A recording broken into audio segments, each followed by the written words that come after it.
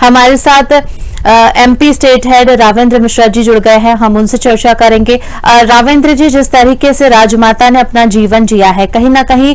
महिलाओं के लिए सशक्तिकरण की बात करें, ममता की भावना की बात करें या एकजुटता की बात करें, एक मिसाल के रूप में है राजमाता। बिल्कुल आयुषी जी, मैं आपको बता दूं कि अपने प्रदेश में, पूरे देश की वो राजमाता थी और केंद्रीय मंत्री ज्योतिरादित्य सिंधिया की माँ, मतलब माधवी राजे सिंधिया का मैं आपको डिटेल दे रहा हूँ कि बुधवार को दिल्ली में निधन हो गया। वो पिछले 2 माह से गंभीर बीमार थी और कुछ दिनों से वेंटिलेटर पर चल रही थी। बुधवार सुबह 9:28 बजे दिल्ली एम्स में उन्होंने अंतिम सांस ली, जिससे कि जैसे ही लोगों को पता चला कि राजमाता मतलब विजय राजे सिंधिया का स्वर्गवास हो गया, पूरे देश में शोक की लहर दौड़ गई और देश क्या, पूरे प्रदेश में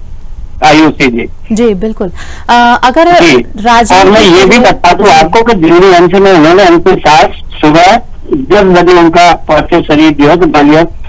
मतलब आज लाया गया है। 2 दिन तो वहाँ दिल्ली पे रखा, जिसमें बहुत अपने देश प्रदेश के नेता लोग जाके वहाँ अंतिम संस्कार, उसमें उनके पार्थिव शरीर पे श्रद्धांजलि थी और आज उनका जो है तो अंतिम संस्कार होगा दोपहर के बाद। जी बिल्कुल। और कहीं ना कहीं शासकीय सम्मान के साथ जो है उन्हें पंच तत्वों में विलीन किया जाएगा। अगर उनके जीवन के क्षणों की अगर हम बात करें तो कई ऐसे अवसर रहे हैं जहां पर अगर हम देखें तो मार्मिक क्षण होता है और जीवन में जब इस तरह की चीजें हमें देखनी पड़ती है, कम उम्र में जब हम इस तरह की चीजें देखते हैं तो कहीं ना कहीं हम भी असहज महसूस करते हैं, डर जाते हैं। लेकिन राजमाता ने जिस तरीके से अपने जीवन में संघर्ष किया है वो कहीं ना कहीं हम सभी के लिए एक सोचने पे हमें मजबूर कर देता है कि आखिर किस तरह से एक राजमाता बनने का जो सफर तय किया है उन्होंने, कहीं ना कहीं उन्होंने जो त्याग, जो परिश्रम, जो मेहनत, जो लगन की है अपने परिवार को आगे बढ़ाने के लिए, अपने बच्चों का पालन पोषण करने के लिए, बल्कि एक राजमाता का दायित्व निभाना भी उस कंडीशन में जब बहुत छोटी उम्र थी उनकी और ज्यादा उन्हें राजनीति से भी ज्यादा मुखातिब नहीं थी उस समय, क्योंकि हालांकि उनका परिवार राजनीति से जुड़ा हुआ था दोनों ही तरफ, चाहे मायके पक्ष की बात करें चाहे ससुराल की बात करें, लेकिन बावजूद इसके राजनीति से वो दूर रही हैं। आयुषी जी, मैं आपको बता दूं कि मायका ससुराल दोनों ही सत्ता के केंद्र में थे और आपको इनका थोड़ा सा मैं डिटेल दूंगा आपको कि माधवी राजे मूलतः नेपाल की रहने वाली थी। इनके दादा युद्ध शमशेर बहादुर नेपाल के प्रधानमंत्री हुआ करते थे, राणा वंश के मुखिया भी रहे थे। 1966 में माधवराव सिंधिया के साथ इनका विवाह हुआ था। मैं आपको ये भी बता दूं कि इनका जन्म 12/2/1948 में हुआ था और ये जो है तो कल मतलब 15/5/2024 को अंतिम सांसें ली। आयुषी, मैं ये भी बताऊं आपको कि मतलब मायका पक्ष और ससुराल पक्ष, अब ये कहना चाहिए कि नेपाल की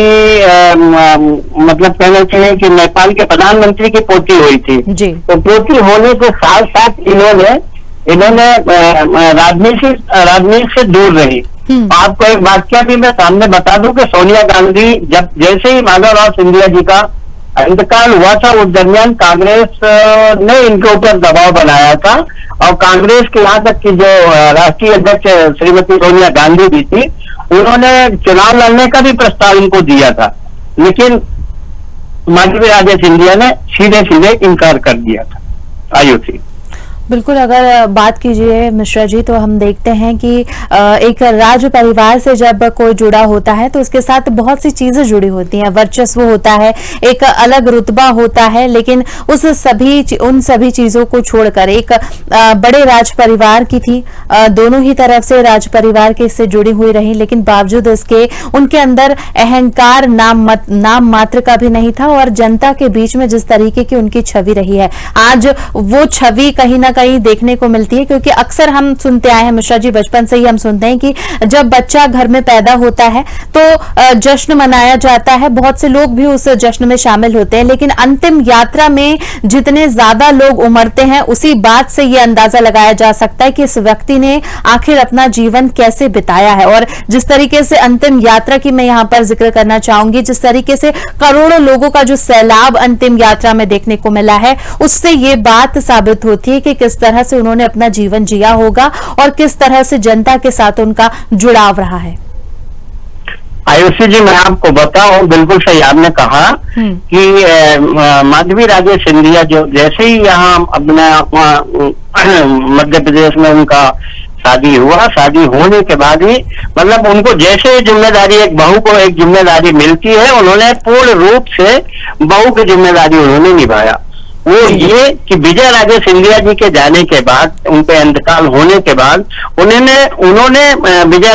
माधवी राजे ने ग्वालियर राजघराने को एक जैसे मुखिया बनता है, मुखिया के हिसाब से जी उन्होंने पूरे राजघराने को देखा। और खासकर ग्वालियर चंबल की जो जनता थी वो राजमाता के नाम से उनको बहुत ही मतलब दिलों में उनके राज करती। तो कुछ भी अगर कहीं से भी कोई बात होती थी तो ग्वालियर की जनता विजय राजे के बिल्कुल आगे पीछे घूमने लगती थी। आयुषी, नंबर 1। नंबर 2 ये कि माधवराव और ज्योतिराव सिंधिया मतलब कहना चाहिए कि दोनों ही राजनीति में थे और अभी ज्योतिराव सिंधिया जी हैं, लेकिन एक जो मुखिया होता है पर्दे के पीछे, उनकी महत्वपूर्ण भूमिका जो रही है वो पर्दे के पीछे से रही है। आयुषी जी, जो पर्दा होता है पर्दे के पीछे से, चाहे वो माधवराव सिंधिया जी के को आगे बढ़ाने की बात रही हो तो पर्दे के पीछे से सलाह करती थी, सामने कभी नहीं आई उन्होंने, वो पीछे से बोलती थी कि आपको ये नहीं है, पूरा एक राजनीतिक जैसे होना चाहिए, क्योंकि वो प्रधानमंत्री की पोती थी, उनको मालूम था कि हमारे घर में कहाँ क्या कैसे होना है, वो सारी चीजों को आकलन करती थी और आकलन करने के बाद ही वो सजेशन देती थी कि आपको ये नहीं ये करना है। माधवराव सिंधिया जी के जाने के बाद मैं आपको एक चीज और बता दूं कि जब ज्योतिराज सिंधिया जी थे तो अभी कांग्रेस को छोड़ना था उनको, तो बहुत ही सफोकेस में थे वो कि मैं क्या करूं क्या न करूं, क्योंकि ये मेरे पिताजी की विरासत थी और मैं कांग्रेस को छोड़ूं या कि न छोड़ूं, बहुत ही असमंजस में थे। यहाँ तक कि ज्योतिराज सिंधिया जी तब उन्होंने एक माँ का रूप मतलब मतलब कहना चाहिए कि एक मतलब माँ के साथ साथ राजमाता की हैसियत से उन्होंने सलाह दिया कि नहीं भाई, आपको जो ही अच्छा लगेगा वो ही करना होगा, आप बढ़ो, आगे बढ़ो, पीछे से मैं आपको साथ दूंगा। तब जाके ज्योतिराज सिंधिया ने इतना बड़ा ये काम किया था कि कांग्रेस को छोड़ के बीजेपी में शामिल हुए थे। आयुषी जी, बिल्कुल, और कहीं ना कहीं ये उनके जीवन का एक बहुत बड़ा फैसला था जिसने उनको ताकत दी, हिम्मत दी, क्योंकि एक बड़े समय से वो कांग्रेस पार्टी से जुड़े हुए थे, लेकिन उस पार्टी को जब उन्होंने छोड़ा तो किस तरह से ये जो फैसला लेना रहा होगा वो कितना मुश्किल रहा होगा, ये हम सभी समझ सकते हैं। इस पूरी चर्चा आयुषी जी, मैं बताऊं आपको कि राजनीति में ज्योतिराज सिंह को आगे उन्होंने कैसे किया। आपको मैं यहाँ पे एक चीज और बता दूं कि माधवराव सिंधिया जी जब 2001 में जब उनकी मृत्यु हुई तो माधवी राजे की कांग्रेस पार्टी की तरफ से प्रेशर आया, बहुत ही बड़ा लंबा प्रेशर आया था कि चुनाव लड़े और राजनीति में आए, लेकिन माधवी राजे ने मना कर दिया। इसके बावजूद के माधवराव सिंधिया के बाद ज्योतिराज सिंधिया राजनीति में को उन्होंने आगे किया था, स्पेशली कि नहीं, मेरा जाना अच्छा नहीं होगा, मैं नहीं जाऊंगी, क्योंकि मैं शुरू से अगर जाना होता तो मैं शुरू से ही जाती, लेकिन उन्होंने पर्दे के पीछे करके अब उनको एक विरासत तो बनानी थी तो उन्होंने ज्योतिराज सिंधिया को आगे कर दिया था। और राजमाता होने के बाद भी इतनी सहज, इतनी सरल थी वो कि हर कोई व्यक्ति जाके उनसे मतलब आराम से मिल सकता था, कहीं ना कोई रोक थी ना कोई टूक थी। जी, इस पूरी चर्चा के लिए जुड़ने के लिए धन्यवाद। हमारे साथ एमपी स्टेट हेड राघवेंद्र जी जुड़े हुए थे। राघवेंद्र जी ने हमें बताया कि किस तरह से उनका जो जीवन रहा है राजमाता माधवी राजे सिंधिया का, वो कहीं ना कहीं देश के लोगों के लिए एक मिसाल है कि किस तरह से एक